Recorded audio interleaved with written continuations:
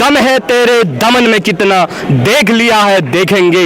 जगह है तेरी जेल में कितनी, देख लिया है देखेंगे।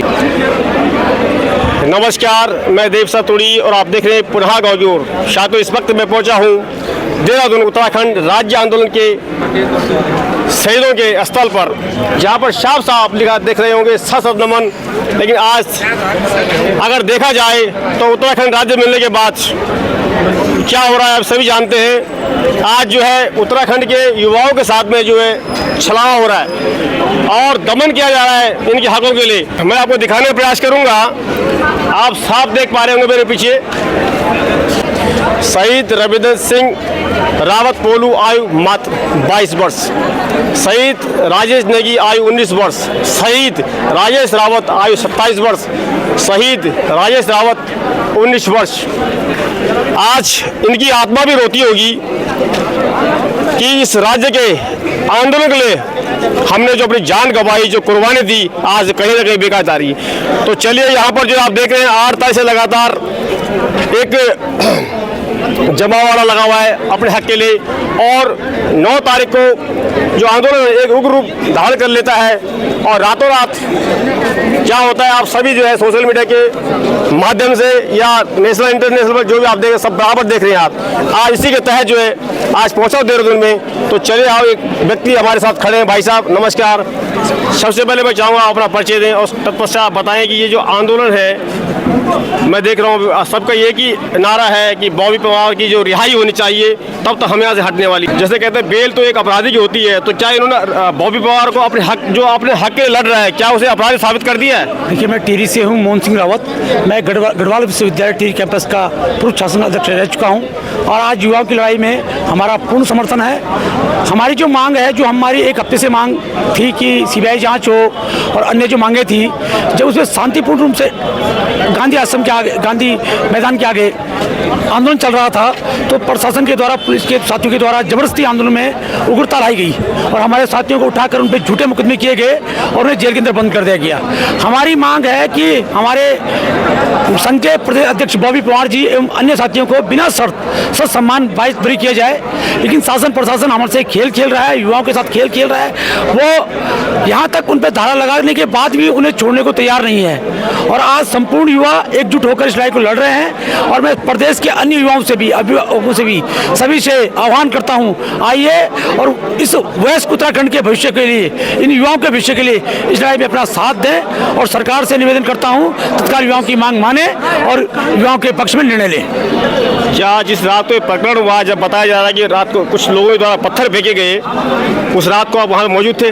देखिए, ये जो पत्थरबाजी की बात आ रही है, ये हमको समझना पड़ेगा कहीं ना कहीं प्रशासन की एक चाल थी। जब वो रात को बिना पुलिस के, लेडीज पुलिस को लेकर हमारी बहनों को उठा रहे थे, जब वहाँ लाठीचार्ज कर रहे थे, तो उसके भी जो अगले दिन हम जो युवा एकत्रित हुए, उसके खिलाफ जो युवा एकत्रित हुए, कहीं ना कहीं उन्हें भड़काया गया। उन्हें कहीं ना कहीं इस चीज़ के लिए वो क्या किया कि ये कुछ अनुचित करें, लेकिन युवाओं ने फिर भी शांति बनाई और 2-4 युवा कहीं ना कहीं इनके बहकाव में आए भी होंगे। तो युवाओं ने कोई ऐसा कृत्य नहीं किया कि युवाओं की इसकी कोई सजा मिले, कोई अपराध इन पे हो। आज देखिए, हमारे बीच में आप कह रहे हैं कि देहरादून में 140 धारा है। मुझे आप बताइए, पूरे देहरादून में घूम के ऐसी कोई जगह मुझे नहीं मिली जहाँ 140 दिखाई देती हो। हर जगह 100, 200, 500, 1000 आदमी इकट्ठे हैं। तो हमारे 64 भाइयों पर ही क्यों केस ठोके गए? मैं इसका सवाल प्रशासन से पूछना चाहता हूँ, शासन से पूछना चाहता हूँ। आज क्या बॉबी पवार की जो रिहाई होने वाली है, कुछ ऐसा पता है कि आपको? देखिए, बड़ा दुर्भाग्यपूर्ण विषय है कि शासन प्रशासन कहीं ना कहीं आम जनमानस की भावनाओं से खेल रहा है और पूरी कोशिश कर रहा है इनकी रिहाई ना हो। और उनका जो अभियोजन पक्ष है वो कोर्ट में ऐसी दलीलें दे रहा है जैसे हमारे जो साथी हैं वो कोई क्राइम कर रहे हों, बहुत बड़े आतंकवादी हों, बहुत बड़े गुंडे हों, और लोकतंत्र में इससे बड़ा शर्मनाक कुछ हो नहीं सकता। धन्यवाद, आपको समय दिया। और एक युवा मैं देख रहा हूँ, पुलवामा शहीद हुआ उत्तराखंड आंदोलनकारियों को साथ साथ नमन उत्तराखंड विधायक संघ। मैं अभी सुन रहा था कि आप, मुझे लगता है काफ़ी दूर से पिथौरागढ़ से आए हैं, तो आप कब पहुँचे और कैसे पहुँचे? आप इस पर क्या कहना चाहेंगे? जिस तरह की आज अभी तक भी जो है बॉबी पवार की जो रिहाई नहीं हुई है, उसी के लिए मैं देख रहा हूँ सारा एक, मैं जहाँ तक सुन रहा हूँ कि लोगों का ये भी कहना है कि अगर अभी जल्द से जल्द रिहाई नहीं होती है तो ये आंदोलन जो है उग्र रूप लेगा और जिससे कि उत्तराखंड सरकार को पूरी तरह से देखिए, मैं पिथौरागढ़ का कल सुबह का निकला, आज सुबह पहुंचा हूं। बहुत दूर है, चीन की सीमा से लगा हमारा क्षेत्र है। और जो पुष्कर सिंह धामी जी का पैतृक गांव है हड़खोला, उसके बगल वाले गांव का मैं एक छात्र हूं। मेरी उम्र 29 साल हो गई है। किताब के पन्नों को पलटते पलटते, अपने सुनहरे भविष्य का सपना सजोते सजोते मेरी पूरी जवानी समाप्त हो गई। ऐसे तमाम युवाओं की भी जवानी खत्म हो गई है। हम इस बात को लेकर यहाँ पहुंचे हैं कि इन बेरोजगारों की सिर्फ इतनी मांग थी कि सशक्त नकल विरोधी कानून ले आए। आप ले तो आए, लेकिन उसमें लूप होल कितने आप देख लीजिएगा। एक उत्तरकाशी का भाई, एक पिथौरागढ़ का भाई और एक बागेश्वर का भाई जब बाहर आकर ये कहता है कि मेरे साथ ऐसी घटना हुई, और एग्जाम सेंटर में भी कहता है, वो डीएम को बुलाता है, बाहर आकर जब वो सोशल मीडिया में कहता है तो उस पर नकल विरोधी कानून के तहत आपका क्या किया जाता है, धाराएं लगाई जाती हैं। ये नकल विरोधी कानून के लिए इन तमाम लोगों ने लाठियां नहीं खाई। या बेरोजगार संघ के अध्यक्ष बॉबी पवार आज 5-6 दिनों से जेल में। इस तरह के नकल विरोधी कानून के लिए तो नहीं लड़े थे हम लोग। ये सरकार चाहती क्या है, मैं सीधा सीधा इस सरकार से कहना चाहता हूँ। ये तमाम बेरोजगार युवाओं ने 47 सीटें देकर पुष्कर सिंह धामी जी को मुख्यमंत्री बनाया है। वो इसलिए नहीं बनाया है कि वो हैंडसम बने, इसलिए मुख्यमंत्री नहीं बनाया है। और किस तरह का वो सर्वे करा रहे हैं। अगर यही पुष्कर सिंह धामी एक सर्वे ये करा देते कि या बेरोजगारी का आलम क्या है, बेरोजगार क्या चाहता है, तब तो बात समझ में आती।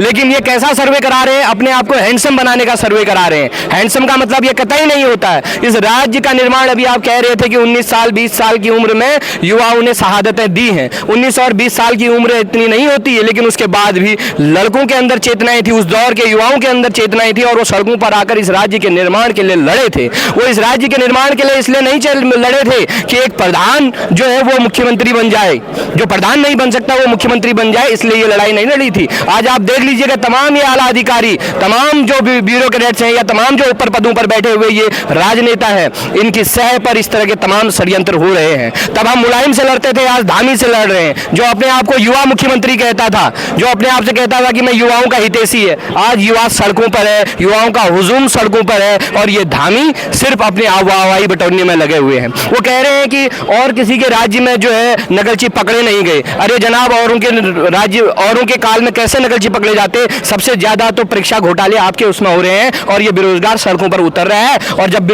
आपको तो इस बात का क्रेडिट देना चाहिए कि बॉबी भाई सड़कों पर उतर रहा है, इसलिए आपके क्या होते हैं, नकलची पकड़े जा रहे हैं। और कैसे नकलची पकड़े जा रहे हैं, एक भाई मुझे अभी फोटो दिखा रहे थे, हाकम सिंह को लेकर तमाम चीजें बात हो रही है। ये उत्तरकाशी में एक मेला लगना है, कुंड की जातर मेला, उसमें हाकम सिंह वहां मुख्य अतिथि के रूप में है। देखिए, ये बहुत सुंदर ये है। और जो बेरोजगारों के लिए लड़ रहे हैं हमारे भाई, उनको बेल तक नहीं मिल रही है, जमानत तक नहीं मिल रही है। मैं रोकना चाहूंगा, हैंडसम नहीं बल्कि हैंडसम हो गया। आप ऊपर करिए। बिल्कुल, ये वही वाली बात हो। ये माफियाओं के मुख्य, मैं सीधा आरोप लगा रहा हूं आपके चैनल के माध्यम, ये माफियाओं के मुख्यमंत्री हैं, ये आम बेरोजगारों के, आम जनमानस के मुख्यमंत्री नहीं है। इस राज्य का युवा जब आपसे ये कह रहा था कि पहले नकल विरोधी कानून लाइए फिर पेपर कराइए, एक इतनी सी छोटी बात आपने अपना ईगो बना दिया है। मैं साफ साफ कह देना चाहता, अगर आप हमारे सामने आके इतना कह देते कि भाइयों मैंने आपके लिए सकल विरोधी कानून ले आ रहा हूं, इसको देखिए, इसकी समीक्षा कीजिए, हमारे लिए आ रहा है ना नकल विरोधी कानून, तो हमारी भी तो भागीदारी होनी चाहिए थी।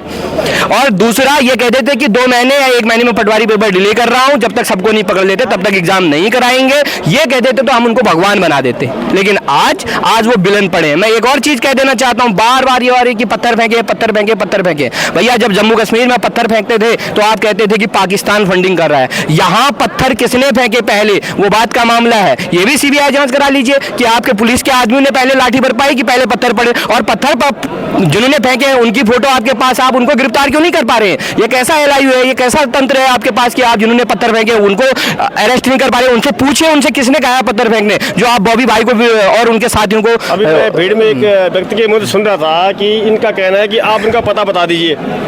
ये अभी अगर ये सब आपने करना, फिर एलआईयू किस लिए, पुलिस किस लिए? मैं वही कहना चाहता हूँ। देखिए, इस राज्य में अगर रोजगार के पद खोलने हैं तो लड़कों ने, बेरोजगारों ने लड़ना है। अच्छा, पद खुल गए तो उसके लिए तारीख तय करनी है कि किस दिन पेपर होगा, उसके लिए बेरोजगारों को लड़ना है। अच्छा, तारीख तय होगी, पेपर हो गया, घोटाला हो गया, फिर बेरोजगारों ने लड़ना है। अच्छा, घोटाला हो गया, सीबीआई जांच करो, फिर बेरोजगारों ने लड़ना है। अब ये घोटाले बाजों का भी पता हमने बताना है, तो भैया आप मुख्यमंत्री क्यों बने पड़े हैं?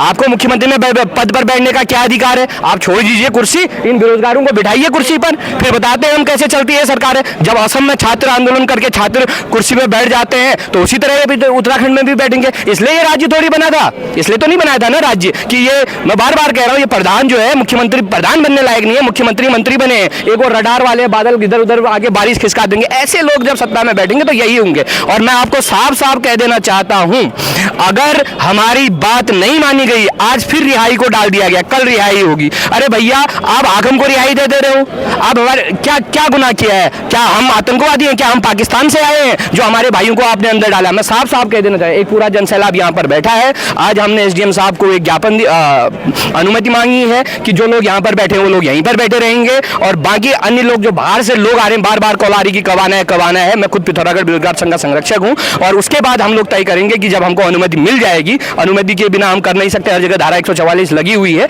जैसे ही अनुमति मिलेंगे उसके बाद हम एक बड़ा जन आंदोलन खड़ा करेंगे। और यह आंदोलन इतना बड़ा होगा कि पिछली बार 7,000 लोग पहुंचे थे, हो सकता है इस बार 50,000 लोग पहुंचे। उसका आंकड़ा फिर हम नहीं दे पाएंगे, फिर आप ढूंढते रहिए, अपनी LIU लगाते रहिए हमें, फिर हम साफ कह रहे हैं 25 साल का एक छोटा 25, मेरी उम्र 28 है, बॉबी भाई की उम्र 25 साल है, 25-26 साल, 25 साल 26 साल की उम्र में एक युवा आपसे उनको चुनाव नहीं लड़ना है, उनको विधायक का चुनाव नहीं लड़ना है, वो सिर्फ आपसे इतनी मांग कर रहा था, और आपने अपने ईगो के चक्कर में ये पूरा षड्यंत्र रच रखा है। वरना हमें कोई शौक नहीं था, हमें तो किताब के पन्ने पलटते हुए अपने सुनहरे भविष्य रोजगार का ही सपना देखना अच्छा लग रहा था। एक मैं भी सुन रहा था, आप एक कविता के माध्यम से, छोटी 2 लाइन के माध्यम से आपको एक संदेश देना चाहते हैं युवाओं को लिए। कहीं ना कहीं देखिए, आज युवाओं को जागने की जरूरत है, और मात्र उनके लिए नहीं जो यहाँ पीछे देने आ रहे हैं। अगर आज सभी लोगों ने इनका साथ नहीं दिया तो कहीं ना कहीं जो ये परेशानी आज हमारे इनके लिए, तो कल हम सभी के लिए, आने वाले भविष्य के लिए हमारे लिए खड़ी होने वाली। ये आपने सही कहा, ये लड़ाई देखो, हम 29-30 साल के हो गए हैं,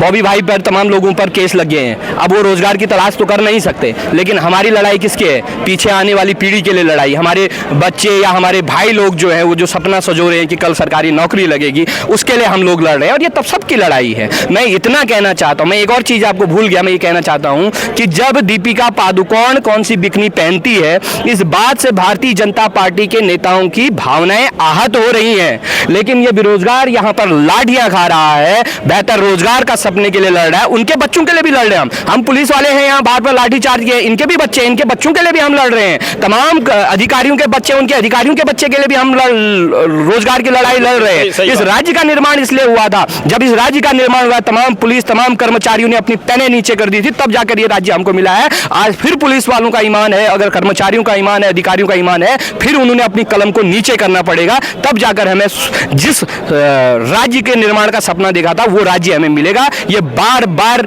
ये चेतनाएं नहीं आएंगी, अभी चेतना आई है, तो इन चेतनाओं को हमने अपने एक्सट्रीम तक ले जाना पड़ेगा। और अंत में मैं यही कहना चाहता हूं कि दम है तेरे दमन में कितना, देख लिया है देखेंगे, जगह है तेरी जेल में कितनी, देख लिया है देखेंगे। जय हिंद, जय बेरोजगार संघ।